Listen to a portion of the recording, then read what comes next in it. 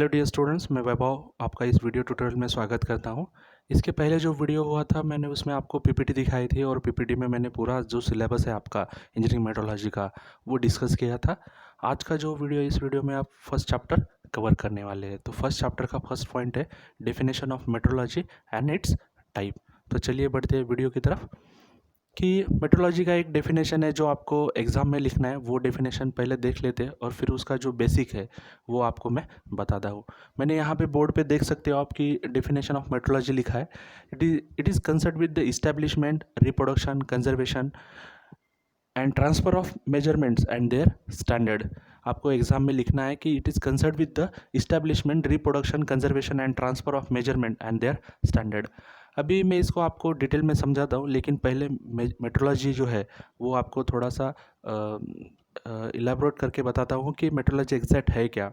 Metrology is a science of measurement है, ठीक है।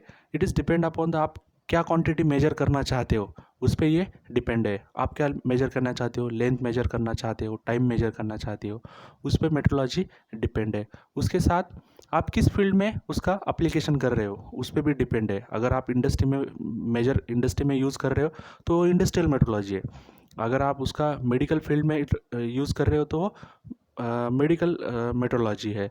ऐसे अलग अलग टाइप में उसको उसको आपने डिवाइड किया है, लेकिन we are basically concern with the engineering only, ठीक है। तो आप इंजीनियरिंग में क्या उसके लीनियर और एंगुलर डायमेंशन से रिलेटेड आप we are interested in that only, linear and angular metrology. तो ये तरह मेट्रोलॉजी का। और उसके बाद आपको बेसिक मालूम होना चाहिए, मैंने ये बताया। आपको एग्ज़ाम में ये डेफिनेशन लिखना है अगर आता है तो। उसके बाद उसके टाइप्स आते हैं, जैसे मैंने बताया कि depending upon the field of application. उसमें उन्होंने क्या किए, 3 टाइप्स किए, scientific, legal and industrial metrology. तो पहला जो है साइंटिफिक मेट्रोलॉजी, उसका डेफिनेशन देख लेते हैं। यहाँ पे लिखा है मैंने scientific metrology, it is deals with the establishment and development of measurement standard along with their maintenance. इस एक एक वर्ड का मैं आपको मतलब बता देता हूँ कि साइंटिफिक, आपको पता है कि साइंटिफिक मतलब क्या, कि जो कुछ तो एक प्रूफ करके देते हैं और उसको आपको एक्सपेरिमेंट करेंगे और उसको प्रूफ करके आपको दिखाएंगे ऐसा ऐसा रहेगा। सेम वैसे ही है साइंटिफिक मेट्रोलॉजी में। वो क्या बोल रहे हैं कि एक आधा जो मेजरमेंट स्टैंडर्ड है वो उसको आपको क्या करना है, इस्टेब्लिश करना है। उसके बाद उसको डेवलप करना है, development of measurement standard along with their maintenance. ऐसे नहीं है कि आपको इस्टेब्लिश करना है, डेवलप करना है और फिर छोड़ देना है। उसको आपके साथ उसको क्या करना है, उसको मेंटेन भी करना है। ऐसा है। 2-3 वर्ड आप याद में रखिए, इस्टेब्लिशमेंट, डेवलपमेंट एंड मेंटेनेंस, तो आपको डेफिनेशन याद आ जाएगी। उसके बाद है लीगल मेट्रोलॉजी। आपको पता होता है कि ये ज़मीन लीगल मैटर में है, इसके लीगल कुछ इश्यूज़ है। लीगल मतलब क्या, कि कोर्ट कचहरी से रिलेटेड रहता है। सेम वैसे उसको ये कंसेप्ट में आपको याद रखना है। It is concern with the unit of measurement, method of measurement and measuring instrument in relation to statutory and legal requirement का मैं थोड़ा सा बेसिक आपको बता देता हूँ कि एक ऑर्गेनाइजेशन, एक इंटरनेशनल ऑर्गेनाइजेशन, उसका नाम है NSLM, मतलब national. It is legal metrology is directed by a national organization which is called National Service of Legal Metrology. It includes number of international organization whose ultimate object is to maintain uniformity of measurement throughout the world. आपको ये जो है ये organisation का main purpose क्या है कि through out the world में आपका मेजरमेंट स्टैंडर्ड एक ही होना चाहिए। ऐसा नहीं है अगर आपने कोई एक शाफ्ट बनाया, उसका लेंथ 1 मीटर है, आपने यहाँ पे इंडिया में बनाया और वो शाफ्ट आपने एक्सपोर्ट किया अमेरिका में, US में एक्सपोर्ट किया, कंसिडर करो। तो वहाँ पे वो लोगों ने उसको मेजर किया तो उनको क्या मिला, वो 1 मीटर से कम मिला। ऐसे नहीं होता है। अपने यहाँ का 1 मीटर और उधर का 1 मीटर सेम रहेगा, इधर का 1 kg उधर का 1 kg सेम रहेगा। क्यों रहेगा ऐसे, क्यों हुआ, यूनिफॉर्मिटी ऑफ द वर्ल्ड क्यों आया, कि एक इंटरनेशनल ऑर्गेनाइजेशन वो क्या करती है, थ्रू आउट द वर्ल्ड में यूनिफॉर्मिटी में मेंटेन करने का काम करती है। तो फंक्शन ऑफ NSLM में भी लिस्टेड है। अभी ये जो NSLM है उसका मेन फंक्शंस क्या है, कि to ensure the conservation of national standard. कैसा रहता है, अपने यहाँ पे एक नेशनल स्टैंडर्ड्स रहते हैं, उसको कंजर्वेशन का मतलब उसको मेंटेन करने का काम करेगी वो। To guarantee their accuracy by comparison with international standard. जैसे अपने यहाँ के जो स्टैंडर्ड्स है उसको क्या करेंगे, कुछ दिनों के बाद वो इंटरनेशनल स्टैंडर्ड के साथ कैलिब्रेट करेंगे और वो सही है क्या उसका देखेंगे। अभी मेजरमेंट में कुछ फ्रॉड्स होते हैं, तो वो फ्रॉड डिटेक्ट करने का भी काम ये NSLM का है। टू ऑर्गेनाइज इन ट्रेनिंग, उसका काम ये भी है कि ट्रेनिंग ऑर्गेनाइज करना कि मेट्रोलॉजी की रिलेटेड, लीगल मेट्रोलॉजी के related. To represent the country in international activities regarding metrology, अपने खुद के कंट्री को एक इंटरनेशनल लेवल पे खुद को रिप्रेजेंट करना मेट्रोलॉजी से रिलेटेड, ये ऐसा सब कुछ है। तो आप ऐसे भी लिख सकते हो कि फर्स्ट इसमें NSLM का लिख दो कि NSLM क्या करती है, उसके बाद NSLM के फंक्शन लिख दो 4-5, to detect the fraud, to maintain conservation of national standard, उसके साथ उसको कैलिब्रेट करने का काम कर रही है, सब उसमें आप लिख सकते हो। नहीं तो फिर ये जो डेफिनेशन है वो लिख सकते हो। उसके बाद आता है आपका इंडस्ट्रियल मेट्रोलॉजी। इंडस्ट्रियल मेट्रोलॉजी मतलब क्या, जो इंडस्ट्री में यूज़ होने वाला है, जो मेजरमेंट, जो स्टैंडर्ड मतलब जो इंस्ट्रूमेंट यूज़ हो रहे वो बराबर है कि नहीं, ये काम किसका है, इंडस्ट्रियल मेट्रोलॉजी का है। अगर आप एक वर्नियर से आप किसी शाफ्ट का डायमीटर मेजर कर रहे हो लेकिन वो वर्नियर ही बराबर नहीं है, तो आपका प्रोडक्ट बराबर आएगा क्या, नहीं। तो यही काम क्या है, इंडस्ट्रियल मेट्रोलॉजी का है। तो डेफिनेशन की तरफ चलते हैं कि it has to ensure the advocate functioning of measurement instrument used in industry as well as in production and testing purposes. वो शॉर्ट फॉर्म में बताता है कि जो आप इंस्ट्रूमेंट में काम कर रहे हो इंडस्ट्री में, उसका फंक्शनिंग बराबर है कि नहीं, या आप जो प्रोडक्शन में यूज़ कर रहे हो वो भी बराबर है, या टेस्टिंग पर्पस में जहाँ पे आप कुछ इंस्ट्रूमेंट का यूज़ कर रहे हैं वो बराबर से काम कर रहा है कि नहीं, ये देखने का काम किसका है, इंडस्ट्रियल मेट्रोलॉजी का है। अभी इसके पहले definition of metrology its type हो गया। अभी ऑब्जेक्टिव ऑफ मेट्रोलॉजी, कि मेट्रोलॉजी का मेन ऑब्जेक्टिव क्या है वो देखना है। Order sense metrology is not limited to length and angle measurement but it is also concert with the numerous problems theoretical as well as practical related with measurement. उनका मतलब बोलने का मतलब ऐसे है कि लेंथ एंड एंगल मेजरमेंट ये खाली काम नहीं है मेट्रोलॉजी का, उसके साथ थेरेटिकल एंड एक्चुअल जो प्रॉब्लम आते हैं मेजरमेंट जब आप करते हो तो वो सॉल्व करने का भी काम ऑब्जेक्टिव ऑफ मेट्रोलॉजी का है। तो एक एक उसका जो ऑब्जेक्टिव है वो देख लेते हैं पहले। Method of measurement on agreed units, कि आप जो मेजरमेंट कर रहे हैं वो एक एग्रीड यूनिट्स पे होना चाहिए, ठीक है। एरर ऑफ मेजरमेंट, अगर कुछ आपके मेजरमेंट में कुछ एरर आ रहा है तो वो आपको वो फाइंड आउट करना है।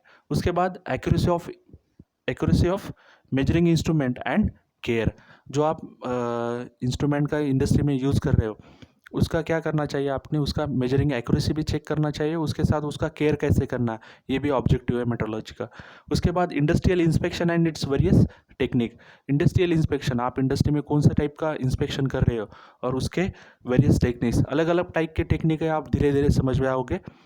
उसके बाद to reduce the cost of inspection, अगर आप कंपनी में इंस्पेक्शन कर रहे हो तो मेट्रोलॉजी का यूज़ करके आप उसका कॉस्ट रिडक्शन कर सकते हो, तो ये भी ऑब्जेक्टिव उसका। उसके बाद design manufacturing testing of gauges and all kinds, जैसे मैंने आपको गेजेस का एक पहले लेक्चर में बताया था कि गेजेस रहते हैं अलग अलग टाइप के, स्नैप गेज, वो gauge, snap gauge, ring gauge, plug gauge, वो जो गेजेस रहते हैं उसका डिज़ाइन करना, उसके बाद मैन्युफैक्चरिंग करना और उनका टेस्टिंग भी करना, क्योंकि ये गेजेस कहाँ पे यूज़ होते हैं, मास प्रोडक्शन में। उसके बाद reduce cost of reject and rework by using SQC मतलब क्या है, स्टैटिकल क्वालिटी कंट्रोल। ये मैंने यहाँ पे 7 ऑब्जेक्टिव दिए, उसके साथ और कुछ ऑब्जेक्टिव मैं आपको पढ़ के सुनाता हूँ। पहला है unit of measurement and their standard which is concern with the establishment, reproduction and conservation, मतलब जो मेट्रोलॉजी का डेफिनेशन है वही लिखना है आपको। उसके बाद है measuring instrument and devices to determine the process capabilities. अभी ये डिटरमाइन द प्रोसेस कैपेबिलिटीज़ क्या रहता है कि एक मशीन है कंसिडर कर लो, उसके ऊपर अगर आप 1000 पार्ट मैन्युफैक्चर करते हो और उसके डायमेंशंस अगर आप चेक करते हो तो वो अगर विद इन लिमिट्स है तो उसको क्या कहते हैं, प्रोसेस कैपेबिलिटी कहते हैं। उसके बाद to reduce the cost of inspection by efficient use of available facilities, to determine the measuring instrument capabilities, जैसे प्रोसेस कैपेबिलिटी था वैसे इंस्ट्रूमेंट की भी कैपेबिलिटीज़ होती है, वो चेक करने का काम का ऑब्जेक्टिव क्या है, मेट्रोलॉजी का है। आप क्या करो, 7-8 टेक्निक्स मतलब 7-8 ऑब्जेक्टिव याद कर लो आप, उसमें से आपको क्या करना पड़ता है, एग्जाम में 4 लिखना पड़ता है, ठीक है। उसके बाद नेक्स्ट टॉपिक आता है नीड ऑफ इंस्पेक्शन।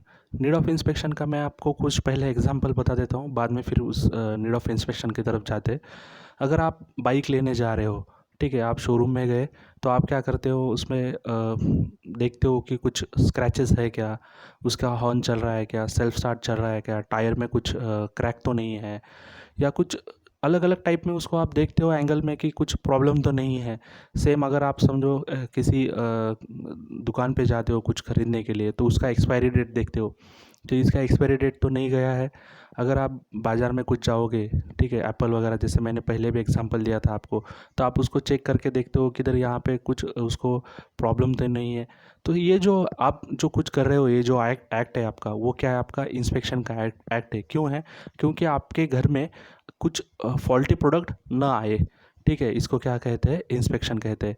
तो सेम एक इंस्पेक्शन का डेफिनेशन आपके एग्ज़ाम से रिलेटेड क्या है, it is the act of checking component product, it is the act of checking component product processes at various stages of manufacturing, इसको क्या कहते हैं, इंस्पेक्शन।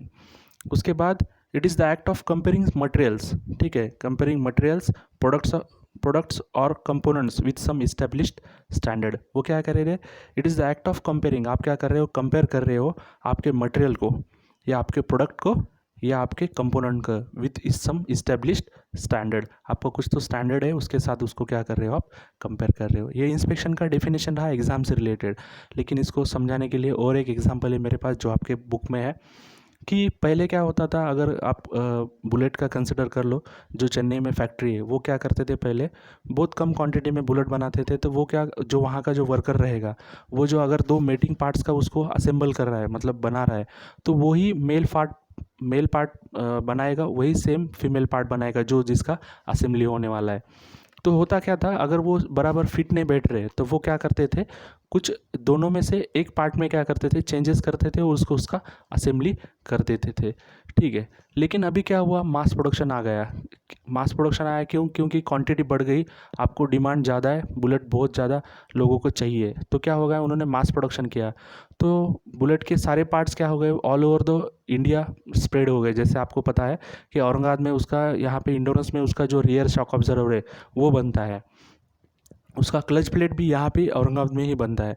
तो सोचिए कि यहाँ से औरंगाबाद में वो शॉक ऑब्जर्वर चेन्नई जाता है, लेकिन जो असेंबली लाइन पे एक ऑपरेटर क्या करेगा, उसको शॉक ऑब्जर्वर को लेगा और वहाँ पे फिटमेंट कर देगा चासी पे, तो वो बराबर क्या हो जाता है, फिट बैठ जाता है। ऐसे नहीं होता है कि अरे ये नहीं बैठ रहा है तो इसको साइड में रख दो, दूसरा लगा के देखो ये बैठ जाएगा, ऐसे नहीं होता है। असेंबली लाइन पे आपको टाइम नहीं रहता है, आपको पार्ट उठा के उसको सीधा फिटमेंट करना पड़ता है, वहाँ पे कुछ एडजस्टमेंट का कुछ भी सवाल नहीं आता है।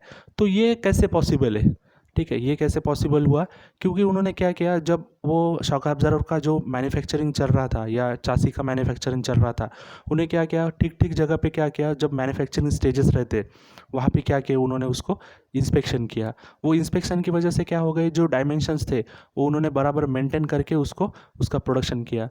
तो ये मेन इसमें चीज़ है। और इसमें एक वर्ड आता है इंटरचेंजेबिलिटी। इंटरचेंजेबिलिटी मतलब क्या, कौन सा भी एक मेल पार्ट लो, कौन सा भी एक फीमेल पार्ट लो, वो दोनों क्या हो जाएंगे, बराबर फिट हो जाएंगे। जैसे आपको अभी मैकेनिकल इंजीनियर हो तो आपको सिलेंडर, ब्लॉक और पिस्टन पता होना चाहिए, कि ये एग्जांपल मैं हमेशा दोहराऊंगा। तो सिलेंडर और पिस्टन ब्लॉक जो है अलग अलग जगह पे मैन्युफैक्चर होंगे, लेकिन आप कोई भी पिस्टन उठाओगे और कोई भी सिलेंडर ब्लॉक लोगे तो उसमें वो क्या होना चाहिए, फिटमेंट उसका प्रॉपर होना चाहिए। इसको क्या कहते हैं, इंटरचेंजेबिलिटी कहते हैं। और ये इंटरचेंजेबिलिटी क्यों पॉसिबल है, क्योंकि अगर आपने इंस्पेक्शन किया हर जगह पे तो ही ये इंटरचेंजेबली पॉसिबल है। तो ये हुआ सब इसका बेसिक हुआ। और इसके बाद मैं क्या करता हूँ, आपको जो नीड ऑफ इंस्पेक्शन है उसका एक एक पॉइंट लिखा है, उसके ऊपर से आपको कैसे एक्सप्लेन करना है वो भी बताता हूँ। अभी ये इंटरचेंजेबिलिटी का पॉइंट हो गया। Interchangeability is possible due to the inspection, ठीक है, to meet the interchangeability of manufacture. उसके बाद है कस्टमर रिलेशन। कस्टमर रिलेशन मतलब क्या, कंसिडर करो आप, इंडोरेंस ने क्या किया, कुछ शॉक ऑब्जर्वर मैन्युफैक्चर करके इसके रॉयल इनफील्ड के शोरूम में भेज दिए, लेकिन वो क्या हो रहे, वहाँ पे बराबर फिट नहीं बैठ रहे। तो वो रॉयल इनफील्ड वाले इंडोरेंस वालों को फ़ोन करेंगे, मेल करेंगे, बोलेंगे अरे यहाँ पे ये फिट नहीं बैठ रहा है, हमारा लाइन रुक गया है। ये मतलब क्या होगा, ये दोनों के बीच में क्या हो जाएंगे, क्लैशेज हो जाएगी। अगर आपको कस्टमर के साथ गुड रिलेशन मेंटेन करना है तो आपको इंस्पेक्शन करना ही पड़ेगा। उसके बाद फाइंड फाइंड शॉर्टकमिंग मतलब क्या, मैं बोलता हूँ आपको कि एक इंस्पेक्शन की एक मैन्युफैक्चरिंग की लाइन है, वहाँ पे यहाँ पे एक मशीन है, कंसिडर करो ऐसे मशीन से यहाँ पे, और ये लाइन है, यहाँ पे एक बंदा, ये ऑपरेटर काम करते हैं यहाँ पे ऐसे, ठीक है। तो आपका रॉ मटेरियल यहाँ पे आ गया है, कंसिडर करो एक आपका ये शाफ्ट है, ये शाफ्ट को आपको क्या करना है, इसका डायमीटर पहले 30 था, उसको ये मशीन पे क्या करना है, टर्न करके क्या करना है आपको 25 करना है, ठीक है। उसके बाद उसका ये जो लेंथ है 50 है, कंसिडर करो, तो ये मशीन पे क्या करना है, उसको आपको 45 करना है, ठीक है। तो अभी ये रॉ मटेरियल आ गया है यहाँ पे, तो ये बंदे ने इसको फिनिश कर दिया, उसको कितना करना था 25 mm करना था, लेकिन उसने गलती से क्या कर दिया, इसको 24 कर दिया। तो यहाँ पे एक बंदा रहेगा, वो क्या करेगा, उसका इंस्पेक्शन करता है। दो मशीन के बीच में एक स्टेज रहती है, उसको इंस्पेक्शन का स्टेज बोलते हैं। तो ये बंदे ने क्या किया, ये जो जॉब है यहाँ से निकलने के बाद क्या किया, यहाँ पे चेक किया, तो उसको क्या पता चला, और इसका डायमेंशन 25 की जगह पे 24 है। तो ये बंदा क्या करेगा, इमीडिएटली यहाँ ये इसको बता देगा कि अरे डायमेंशन करेक्ट कर, इसका डायमेंशन कम आ रहा है। तो ये क्या है, उसको क्या कहते हैं, फॉल्ट, इसको क्या कहते हैं, फाइंड शॉर्टकमिंग। मतलब आपके जो मैन्युफैक्चरिंग प्रोसेस में जो कुछ भी फॉल्ट आ रहे हैं, वो उसको क्या करते हैं, शॉर्टकमिंग कहते हैं। उसके बाद purchase good quality of raw material. जैसे मैंने आपको बोला कि अगर आप बाज़ार में एप्पल लेने जा रहे हो, तो आप इंस्पेक्शन करके लाते हो, तो मतलब आपके घर में क्या आएगा, गुड क्वालिटी ऑफ मटेरियल आएगा। वैसे ही कंपनी में रहता है, कंपनी में जो परचेस डिपार्टमेंट रहता है, वो क्या करता है, रॉ मटेरियल परचेस करता है। लेकिन कौन सा भी मटेरियल अगर कंपनी के अंदर आता है, तो उसको चेक करके ही लेना है, मतलब इंस्पेक्शन करके ही लेना है। अगर गुड क्वालिटी ऑफ मटेरियल आया, तो उसका मैन्युफैक्चरिंग भी अच्छा होगा, फिर आपका प्रोडक्ट भी अच्छा आएगा। उसके बाद कोऑर्डिनेट विथ अदर डिपार्टमेंट।